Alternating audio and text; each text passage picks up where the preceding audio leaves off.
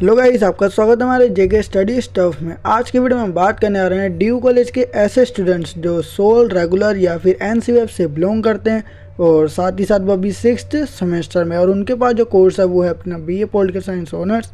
और इसके अंदर एक बुक जिसको आप सब्जेक्ट भी कह सकते हो वो अपनी इंडियन पॉलिटिकल थॉट सेकंड। तो इसकी जो लास्ट यूनिट है अपनी 11th, उसके सेकंड पार्ट की हम इस वीडियो में बात करेंगे। बाकी इससे पहले मैं एक जो पार्ट है वो बना चुका हूँ, और बाकी यूनिट फर्स्ट से लेकर 10 तक की जो वीडियोस है वो भी मैं बना चुका हूँ। अगर आपने वीडियोस नहीं देखी है तो ऊपर आपको आई बटन दे रखा है, उस पर क्लिक करके आप वीडियो की प्लेलिस्ट को ओपन करके वीडियो को देख सकते हैं। तो गाइस शुरू करते हैं अपनी video. So without wasting time let's begin our video. So guys जैसे कि आप सबको पता है कि हमने जो अपनी यूनिट 11 है राम मनोहर लोहिया से संबंधित उसके जीवन के परिचय के बारे में हमने जान लिया था। मतलब उनका जन्म कहाँ हुआ था, ठीक है, कब हुआ था, और शिक्षा वगैरह के बारे में, उनकी शिक्षा के बारे में पढ़ा था हमने, और वो किसके समर्थक थे, मतलब गांधी जी के बारे में भी हमने थोड़ा बहुत जाना था, ठीक है, और योगदान इन्होंने क्या क्या दिया है समाज में, राजनीति में, और साथ ही साथ इनकी जो प्रमुख रचनाएं थी वो कौन कौन सी थी, ठीक है, जिसमें से अंग्रेजी हटाओ, इतिहास चक्र या फिर धर्म पर एक दृष्टि और मार्क्सवाद, समाजवाद, ये इनकी बुक्स हैं। और साथ ही साथ निधन इनका हो गया था 12 अक्टूबर 1947 को, ठीक है, और जिस हॉस्पिटल में इनका निधन हुआ था उसी हॉस्पिटल को आज लोहिया हॉस्पिटल के नाम से भी जाना जाता है, क्योंकि इनका निधन वहीं हुआ था, ठीक है। फिर इसके बाद हम बात करने जा रहे हैं इस वीडियो में प्रजातांत्रिक समाजवाद का विचार, ठीक है। प्रजातांत्रिक समाजवाद के विचार के ऊपर एक क्वेश्चन भी आता है, वो मैं आपको लास्ट में बताऊंगा। पहले हम इसका एक जो टॉपिक है वो कवर कर लेते हैं, ठीक है। इसके बाद वाला एक और टॉपिक आएगा उसको भी हम कवर करेंगे, देन उसके बाद ये जो अपनी यूनिट है वो भी कंप्लीट हो जाएगी। फिर इसके बाद आपका जो सिलेबस है वो कंप्लीट हो जाएगा। फिर मैं आपको कुछ इंपॉर्टेंट क्वेश्चन जो है वो प्रोवाइड कर दूँगा आज ही, ठीक है। तो देखते हैं प्रजातांत्रिक समाज का विचार। लोहिया का प्रजातांत्रिक व्यवस्था में विश्वास था। प्रजातांत्रिक व्यवस्था जो थी ना उन पर इनका बहुत ज़्यादा विश्वास था, किंतु उनका प्रजातंत्र समाजवाद से क्या था, जुड़ा हुआ था।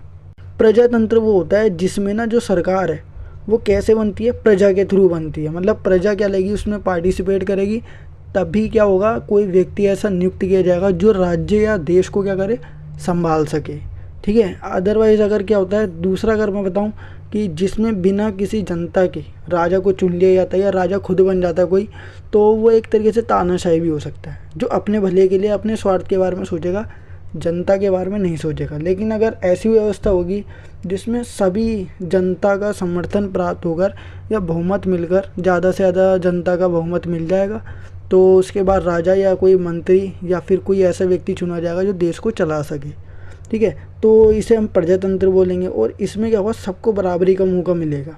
हर कोई क्या कर सकता है, अपने पसंदीदा व्यक्ति या फिर प्रतिनिधि को चुन पाएगा, और जो ज़्यादा वोट या मत प्राप्त कर लेगा वही क्या कहलाएगा, राजा कहलाएगा, ठीक है। तो इसको प्रजातांत्रिक व्यवस्था के पक्ष में कौन थे, जो राम मनोहर लोहिया जी है वो इसके पक्ष में थे, ठीक है।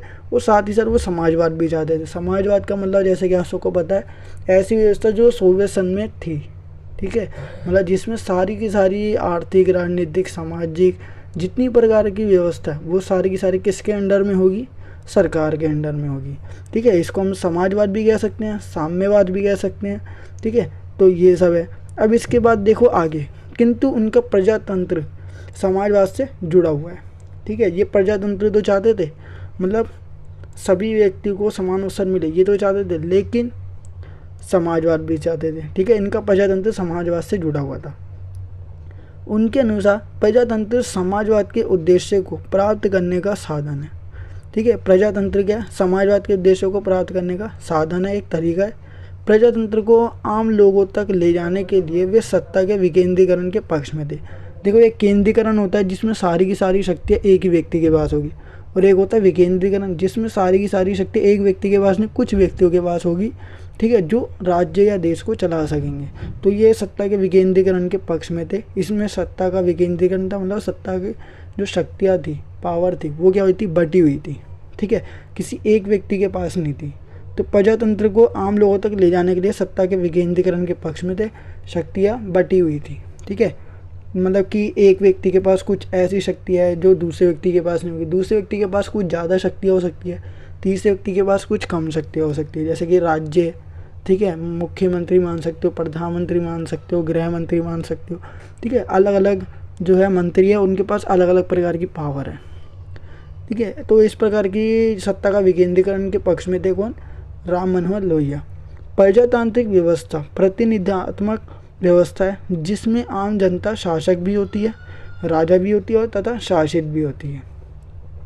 लोहिया का मत था कि एशियाई संदर्भ में, मतलब एशिया के अगर संदर्भ में देखें, उसके अकॉर्डिंग देखें तो उसमें पूंजीवाद और साम्यवाद दोनों ही अनुपयुक्त विचारधारा हैं। ठीक है, पूंजीवाद भी बेकार है और दूसरा जो साम्यवाद है, दोनों ही क्या उपयुक्त है, अनुपयुक्त है। ठीक है, ये मतलब कि उपयुक्त नहीं है विचारधारा है।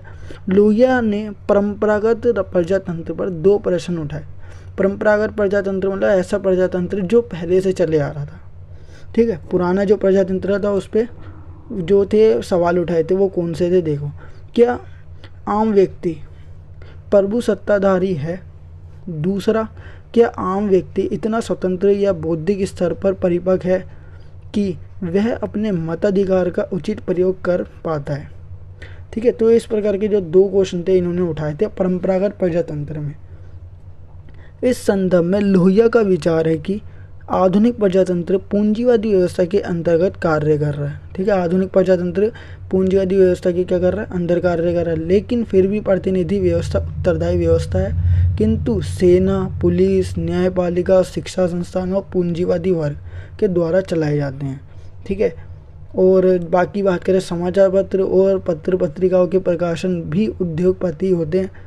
ऐसे समाज में ना तो नागरिक स्वतंत्र है और ना ही वह अपनी बुद्धि का सदुपयोग कर पाता है। ठीक है, व्यक्ति स्वतंत्र भी नहीं है और वो अपनी बुद्धि का सही से प्रयोग भी नहीं कर पाता। लेकिन लोहिया के अनुसार प्रजातंत्र को यदि वास्तविक प्रजातंत्र बनाना है तो ऐसा समाजवाद के लक्ष्य के द्वारा ही संभव है। समाजवाद के द्वारा इन सबको प्राप्त किया जा सकता है जो व्यवस्था पहले से प्राप्त नहीं हो पा रही थी, क्योंकि पहले जो था ज़्यादातर चीज़ें किसके थ्रू थी? पूंजीवादी वर्ग के थ्रू चलाई जाती थी। प्रजातंत्र समाज समानता पर आधारित होना चाहिए। ठीक है, प्रजातांत्रिक समाज समानता पर आधारित होना चाहिए, ऐसा बोला। समानता का अर्थ सामाजिक शक्तियों को इस प्रकार व्यवस्थित करना, समाज की जितनी भी शक्तियाँ उनको इस प्रकार से अरेंज करना कि समाज के प्रत्येक व्यक्ति को उसका उचित अधिकार प्राप्त हो सके। मतलब ये सभी को क्या मानते थे? बराबर, किसी प्रकार के स्त्री पुरुष का कोई भेदभाव नहीं, काले गोरे का भेदभाव नहीं मानते थे। ठीक है, किसी भी धर्म के आधार पे ये कोई भेदभाव नहीं मानते थे। ये समाज में सबको क्या करते थे? बराबर अधिकार देने के पक्ष में थे। ठीक है, अब इसके बाद अपना जो आता है वो हम देखते हैं। जो ये वाले जो क्वेश्चन है, चौखंबा राज्य की अवधारणा। चौखंबा राज्य की अवधारणा जो थी इसके बारे में हम जानेंगे, राम मनोहर लोहिया का क्या विचार था। और दूसरी बात, ये इंपॉर्टेंट क्वेश्चन भी है, तो देखते हैं। लोहिया का मत था कि पाश्चात्य जगत में प्रचलित लोकतंत्र भारत की समस्याओं को सुलझाने और समाजवाद स्थापित करने के असमर्थ है। ठीक है, सच्चा लोकतंत्र राजनीतिक प्रक्रियाओं में लोगों की सहभागिता की मांग करता है। सच्चा लोकतंत्र क्या करता है? राजनीतिक प्रक्रिया में लोगों की सहभागिता, लोगों की भागीदारी होनी चाहिए, वही सच्चा लोकतंत्र है। इसके लिए विस्तृत विकेंद्रीकरण आवश्यक है। ठीक है, विस्तृत विकेंद्रीकरण बताया था कि सत्ता का विकेंद्रीकरण, अलग अलग प्रकार की शक्तियाँ लोगों के पास अलग अलग है। ठीक है, मतलब अलग अलग व्यक्ति के पास अलग अलग शक्ति है, क्योंकि सत्ता का विकेंद्रीकरण हो चुका है। केंद्रीकरण में मतलब कि सारी की सारी शक्तियाँ एक व्यक्ति के पास है, और विकेंद्रीकरण में सारी की सारी शक्तियाँ क्या होती है? कुछ व्यक्तियों के पास होती है बटी हुई। अपनी देखो आगे विकेंद्रीकरण आवश्यक हो, लेकिन लोहिया ने संसदीय लोकतंत्र के स्थान पर चौखंबा राज्य के सिद्धांत पर आधारित विकेंद्रीकरण की व्यवस्था की स्थापना का सुझाव दिया। चौखंबा राज्य की स्थापना का सिद्धांत दिया था इन्होंने। अपनी पुस्तक विश्व मानस की झलकियों में उन्होंने राज्य के प्रशासनिक ढांचे के 4 स्तंभ रखे। पहला ग्राम, दूसरा जिला, तीसरा प्रांत और चौथा केंद्र। तो इनको रखे, तो इस प्रकार इन्होंने सत्ता का क्या किया था? विकेंद्रीकरण किया था। तो ये अपना जो था चौखंबा राज्य के बारे में था, और जो उनके विचार थे उसके बारे में हमने जाना।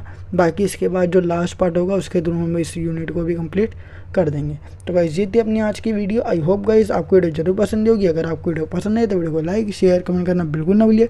और साथ ही साथ अगर आप हमारे चैनल पर नहीं हो तो चैनल को सब्सक्राइब एंड बेल नोटिफिकेशन पर क्लिक करके आप हमारे आने वाली हर वीडियो की नोटिफिकेशन तुरंत प्राप्त कर सकते हैं। तो गाइस मिलते हैं अपनी नेक्स्ट वीडियो के साथ। So thanks for watching this video.